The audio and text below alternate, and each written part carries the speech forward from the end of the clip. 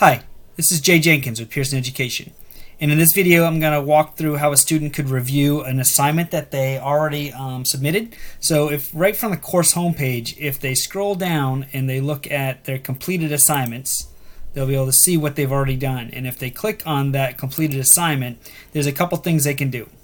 From here, they could click on each activity. So if they want to just click on the one activity and it'll open up that activity, it'll show them what was given to them, and then it will show them what is here. And notice we're in the review stage, so if, it'll give you links where they can go to review what was covered in that particular item. They can see all their answers, so that's for each one. Then they can click next, and they can actually go to the next piece. So that's the first way that they can review it. The second way to review it is if they go back to where we were looking at those completed assignments. So go back to the completed course home, okay, and then go to completed assignment. Click on the same assignment that we were just looking at. If they scroll down to the bottom, you'll actually notice print assignment. If they print assignment, or they don't have to actually print it, but if they click on print assignment, what they'll get is a review of the entire assignment.